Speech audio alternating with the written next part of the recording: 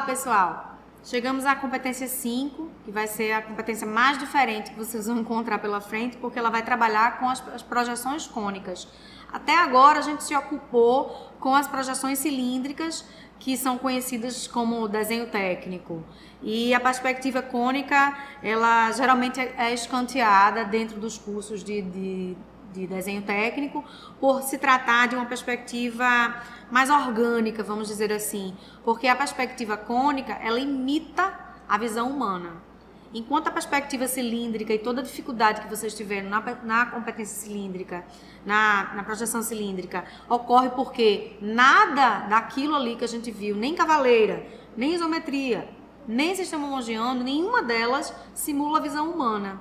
E agora, nessa competência, a gente vai ver pela primeira vez como acontece a projeção cônica dos nossos olhos. Então, aqui no esquema, nós temos... eu fiz rapidamente aqui um esquema explicando essa projeção cônica. Eu tenho aqui um observador e eu tenho... Os mesmos itens se repetem. Tá? Eu tenho um observador, eu tenho um objeto e eu tenho um plano de projeção.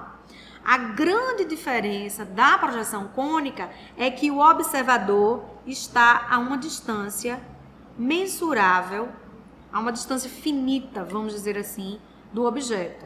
Enquanto nas perspectivas cilíndricas o meu observador tendia a infinito, que era o que causava toda aquela dificuldade de compreensão dos sistemas cilíndricos, no sistema cônico, esse observador ele está a uma distância mensurável do plano de projeção e do objeto.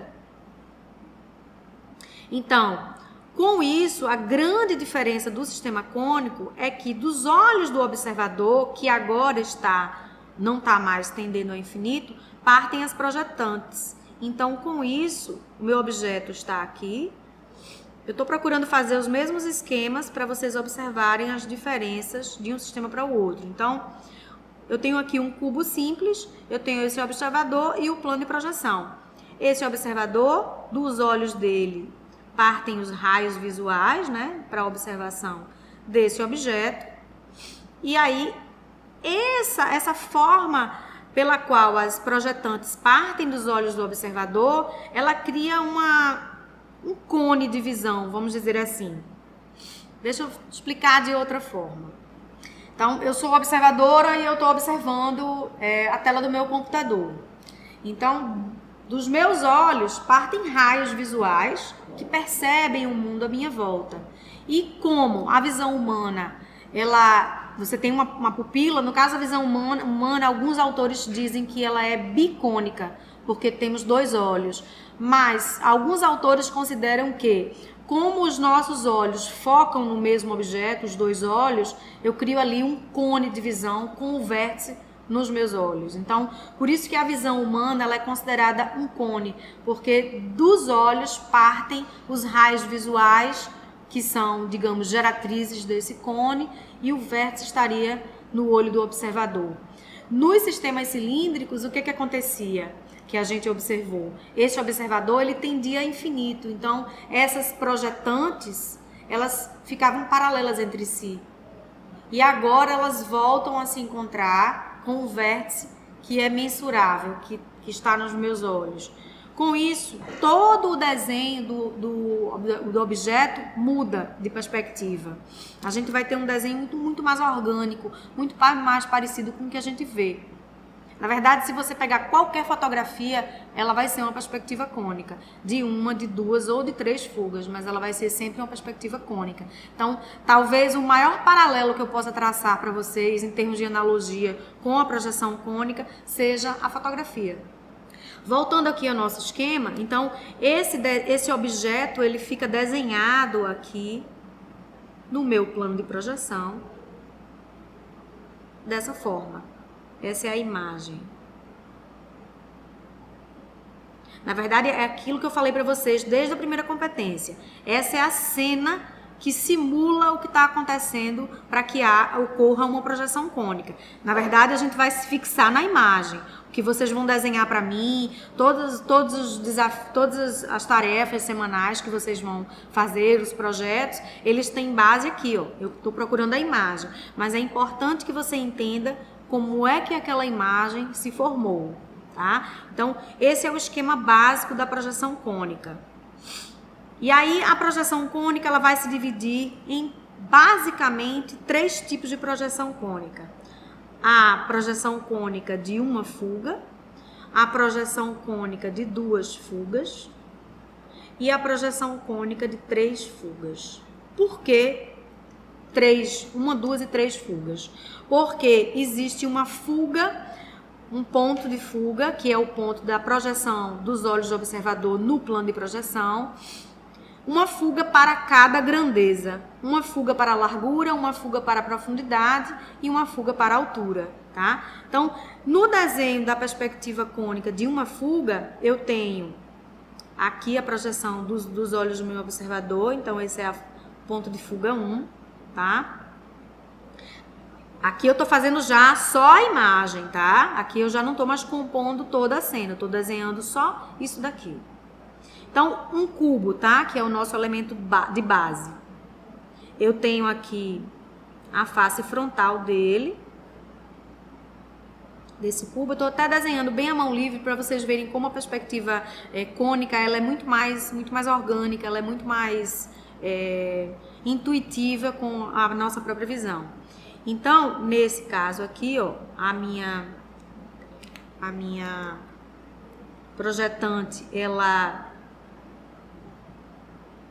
converge aqui no meu ponto de fuga, e aí eu vou observar as outras faces desse cubo, a superior e a lateral, tá? Observem que a perspectiva é de uma fuga, porque a fuga a profundidade está convergindo no meu ponto de fuga. Mas aonde estão as minhas larguras e alturas? Olha as minhas larguras aqui, ó. Todas as larguras do desenho estão paralelas entre si. Todas as alturas do desenho estão paralelas entre si. E no caso, as larguras, elas estão, ó, paralelas. Significa que essa fuga das larguras, ela não cabe no papel, ela tende a infinito.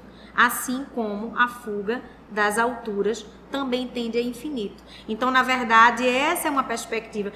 Não significa que eu não tenha larguras, alturas e profundidades nesse desenho. Eu tenho. Só que apenas a fuga das profundidades é que está convergindo em uma fuga mensurável. Ok? As outras fugas não podem ser definidas dentro do papel, tá? A perspectiva de 2 fugas. Então, eu tenho a fuga 1 e a fuga 2. O que vai acontecer aqui com o mesmo cubo, tá? Eu tenho a minha vista frontal e tenho a minha vista lateral. Nesse caso, as larguras estão convergindo aqui no meu ponto de fuga. 1. E as profundidades vão convergir aqui no ponto de fuga 2. Tá? Então, daqui também vai convergir. Eu vou definir a minha superior dessa forma.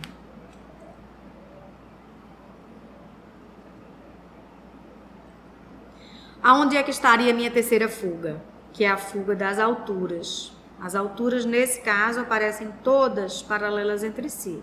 A fuga das alturas está tendendo ao infinito, tá? E, por fim, eu chego no meu desenho de 3 fugas. Então, vamos marcar aqui a fuga 1, a fuga 2.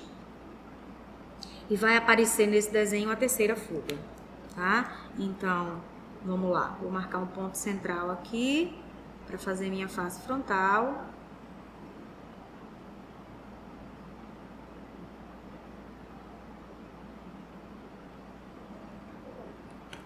Tá marcada a minha face frontal.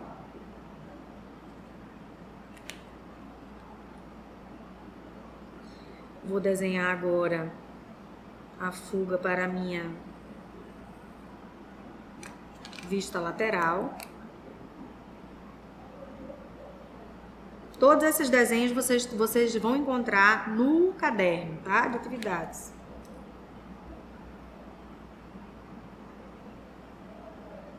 E por último, a marcação da minha vista superior.